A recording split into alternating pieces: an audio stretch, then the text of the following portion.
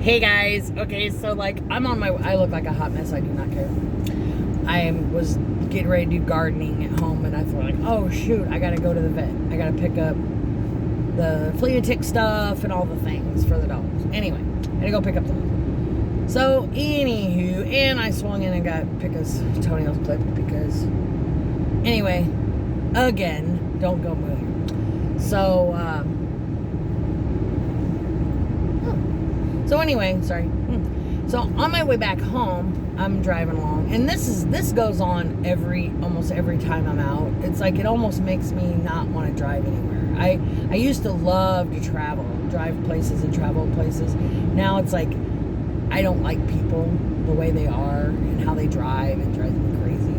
If the speed limit says 55, at least drive it, okay? I mean, I drive 5 to 6 miles an hour over the speed limit of whatever it's posted. So, you know, that's just the way I drive. Now, I'm not saying you should do that, and I don't do that in residential areas. I'm strictly talking about on highways and roads outside of cities.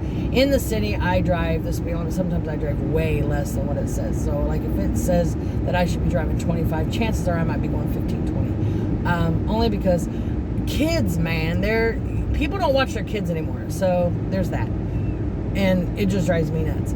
So anyway, and I'm a real advocate of kids riding bicycles on the sidewalk. I prefer that rather than see them on the roads because the kids don't understand the rules of road. And I think when you're on a road, you should know road laws. And children do not. And they're not expected to know these things. They're not old enough to be driving, so they really don't need to know things. They need to know what a stop sign is. And excuse me, my issue on that one is kids know what a stop sign is. Okay, they understand that. They don't understand maybe not what yield means or things like that. Maybe they do. I don't know. But stop sign, definitely they know what a stop sign is. So. But the only problem is, I guess, I don't know why, but I guess that they don't think that the stop sign pertains to them when they're riding their bicycles. And newsflash, if you're on a bicycle, that's a mode of transportation, so therefore you should follow the rules of the road. Please utilize the stop signs, pay attention to them, and stop. Because you don't have the right of way. Just because you're on a little bicycle and you're like whatever years old doesn't mean you could just carry on pedaling across the street in front of everybody because, no, you have a stop sign. And if it's a four-way stop, it's a four-way stop. That means if I'm there first, you wait. If you get there before me, then I'll wait. You know, that's how that works. Sometimes I'm nice and I just go ahead and let you go through because, I'm not an asshole. But, so more times than not, I let a kid go by. That's not the point. The point is they need to stop. But better safe than sorry. In that situation, ask for permission. You don't want to ask for forgiveness because there may not be any. And just because you're walking doesn't mean that pedestrians have the right of way. Okay, so in Idaho, where I lived, it didn't matter where you were. I could be driving like the road I'm on now, where there's no crosswalks, there's no nothing, it's just street, and somebody could be walking along the road and just start crossing the street, and I would have to stop. Okay, in Idaho, you have to stop for them. And where I lived in Idaho. Now, I don't know if the whole state's like that, but where I lived in Mountain Home, Idaho, yes. It doesn't matter where they're at, what they're doing, what's going on. If they start walking across the street, you have to stop. Now, I don't believe in that. I don't agree with that whatsoever, one iota. Okay, now, if it's a little kid or whatever, I'm not going to stop. I'm not going to run somebody over. That's just ridiculous. But, that being said, if you don't stop, if you just walk out in front of me and you don't, and I'm like right there, and I don't have time to stop and you get hit, I'm sorry. I mean, you're going to scar me for life and everything, but hey, it's your fault. But not in Idaho. Not in Mountain Home, Idaho. It would be my fault, and I'd have to pay for that. No. Okay, so anyway, back to what I was really getting at. So, all right, when you're on the road and you're driving, and it says 55 mile an hour, at least drive 55 mile an hour. At the least. Don't go 40. Okay. I'm on a highway that the speed limit's 60 and you're going 45. I'm fuming behind you right now. I'm like, really? Can you drive? And then when I finally get to my exit, because I can't go around them, because by the time I get around them, I'll be past my exit. But so I get to my exit, and I'm going faster than they are and I'm on the exit ramp, and I pass them on the right, going on the exit ramp, and they're going straight on the highway. Okay, and I look over, and it's an elderly person. Okay, I'm going to be 56 years old. I'm talking about somebody in their 80s plus, okay? I have also done that with people that are younger. Okay, if you are scared to drive, if you have a fear of driving, and then the speed limit scares you, hang up the keys. You don't need behind the wheel. Sorry, that's my opinion. Because you are causing more trauma on the road, and you could cause more damage on the road. You could get into a much more serious accident because you're afraid to drive. When you see somebody white knuckling, the woman that I passed today, elderly woman in a SUV, white knuckling, stiff armed. She shouldn't be on the road. I don't know who is taking care of this woman and watching her. I don't know who her kids are. I don't know nothing about this woman, but she definitely does not need to be driving. If she wants to drive, tool around town, in the city, around town, and everything's 25 to 35 mile an hour, that's fine. But when you're hitting 55, 65, 75 mile an hour, no. If she has to be on a highway, no. You can drive the back country roads. Go right ahead. I don't care. Go ahead. I don't get so pissy about people on back country roads. The only time I get really frustrated is when I'm on a actual highway. Like right now, I'm on 67 heading back to Bicknell, and it's 55. I'm going too fast. I was going 70. All right, I'll slow down. But anyway, no, it's 55 on here. I drive usually 61, 62 sometimes. Right now I'm doing 64, and I'm going to get passed by somebody because I'm not going fast enough for them. And I was going 70, and I was driving just fine. But they're going to pass me because I'm not going fast enough. Because apparently 6 mile an hour of a speed limit is not fast enough. Oh, they might be slowing down. Maybe they're scared. I don't know. But anyway, it doesn't matter. But yeah, my thing is when if you're afraid to drive, don't drive. If you're afraid to drive, don't drive. And that goes with young adults, mid-life adults, and elderly adults. If you're afraid to drive, don't drive. Now, I ride with my nail tech places. Sometimes we go to places, and she is cautious driver, so she likes to drive a little on the slow side, but she at least tries to drive the speed limit, and she at least, that part. Sorry, oh wow, that was crazy.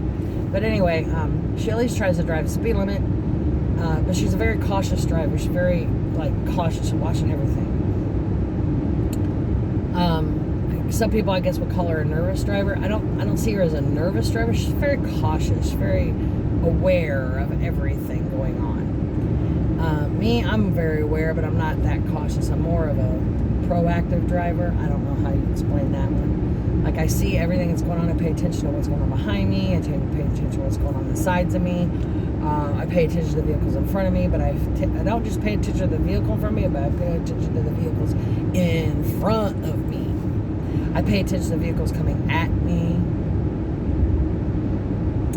I pay attention to the drivers in the vehicles coming at me. So I'll look at the driver, especially if I can really see them really well. And if they pick up their phone, now I'm really watching. Because, but anyway. Something bit me. I think it was a mosquito. Man, we got the tiniest little mosquitoes where I live, but they're so mean. They're like little vampires. They're awful. Really big old welts. But that's my bitch today. That's what I was complaining about. Because if you're scared to drive, you're dangerous. And I don't think you should be on the road. And that's just my personal opinion. And I know that there was a time when they were like, at a certain age you shouldn't be driving. And I don't think that's the case so much, because I've known people that drove well, even into their 90s and drive just fine. And I've seen people in their 20s that can't even stay in the speed limit because they're afraid. They're afraid they're going to get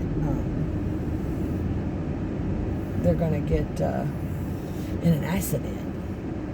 Well, I hate to tell you this, but I don't know a whole lot of people that have never been in an accident. I've been in them either as a passenger or as a driver. More so as a passenger. That's why I'm so nervous as a passenger, because I've been in too many accidents riding with people. I've been in two accidents myself driving. Both of which was not my fault. I mean, technically the one was my fault, but the situation at hand that was going on caused the accident more so than myself. I was driving. I didn't know where I was going. My husband at the time, my children's dad, he was screaming at me because he's an abusive douchebag. And he was screaming at me, and he was like, you don't know where we're going, freaking out and everything. I'm like, dude, I have never been where we're going. I don't know where we're going. And I go, have you been there? And he's like, of course I've been there. What are you going into this whole thing? And he had me all flustered. And then instead of telling me, up here, not this street, but the next street up, you're wanting to turn left so that I can move over into the turn lane, he didn't do that. So right when I was supposed to turn left, he's like, you need to turn right here. And he reached for the steering wheel, and I turned it. I pulled it. Well, when I did, I should have just let him reach for it.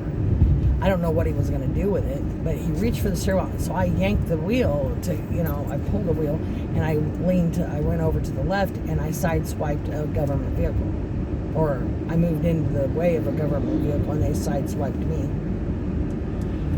Anyway, so that didn't go against my record, though, because it happened on the military base at Fort Bliss in El Paso. But yeah, it totally destroyed the side of our vehicle. But we had to get that all fixed. But I don't consider that my fault. It was under duress situation. I would have never, ever done that. If he would have said, you need to turn left there, then I would have been like, well, I'm going to have to go up to the next road, But he was screaming at me. And the other accident I can get to, and I just graduated high school, and I was going to town to buy my now ex-husband, at the time boyfriend, a birthday gift. So I was crossing traffic. I hate crossing traffic.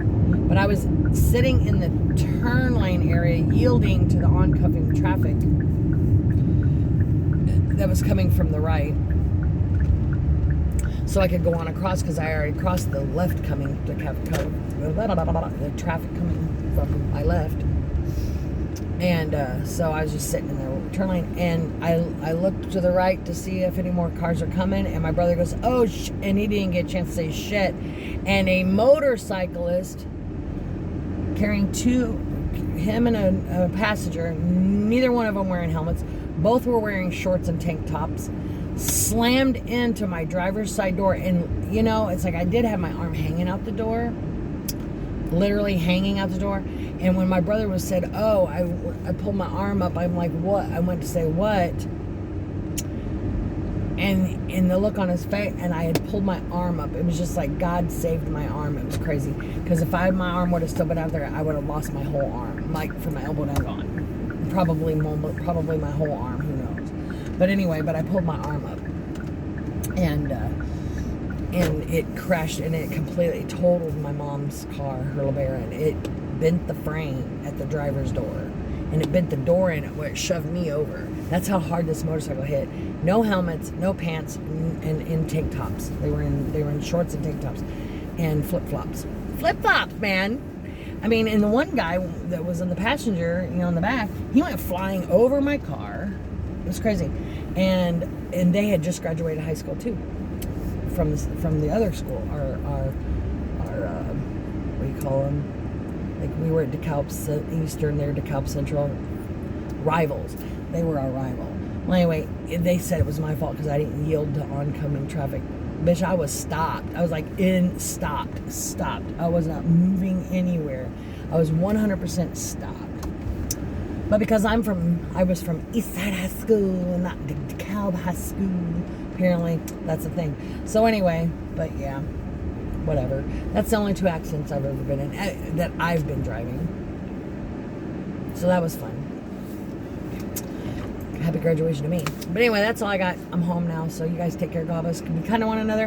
Hey to my subscribers. If some of my stuff is not your taste, that's okay. I mean, I guess I could put some kind of a thing on the top to let you know that this is whatever. Like, I'll put a yield sign with an exclamation point. And if you see that, it's going to be controversial, I'm sure. It's going to be my opinion pieces. This one I'm not going to do because I'm just talking about my feeling about this. But if it goes into like anything that would cause you to be irritated by anything, then maybe that's what that is. I don't know. But anyway, yeah, trigger warning type thing, I guess. I don't know. I don't know. Nobody cares about my feelings most of the time, so I'm starting to get to the point where I don't care about other people's feelings. But I do. No matter how much I try to not care, I care a lot. And not about, certain things, but I do. I mean, we all have our own opinions about things, and I think we're all entitled to our opinions. We're entitled to our feelings about things. But I think we all should kind of sort of show respect to each other. But if you don't show me respect, you're never going to get respect from me. That's the way I feel about it. That's why I'm distanced myself from my friend, because he started disrespecting me and not respecting my feelings when I've always respected his. I don't agree with his way of life, but I respect him as a person, and he quit respecting me as a person. So therefore, we're no longer talking to each other. And he can act Billy Badass if he wants to, but it's just the way that goes. So, anyway, so if you want, go ahead and give me a thumbs up. That'd be great. And leave me comments. I like comments and thumbs up. I'll just keep saying it until people start doing it. But anyway, and I'm glad I have my subscribers that I do. So you guys take care, God bless, and get on one another. And I'm going to take Pika in the house, and we're going to give them their stuff for the vet. Yes, from the vet. Right? Yeah? You want to get out? Come here. Come here, baby. Come here, sweetie. Come say hi. Come here, say hi. Come here, say hi. Say hello. Very nice. Say hi. We go inside. Get treats. There's Sally. Where's Sally? Where's Sally at? You like Sally? He's like, meh, she's okay. She gets on my damn nerves, it says. Ready? Okay, we're out of here. You guys take care. Love you guys. Bye now.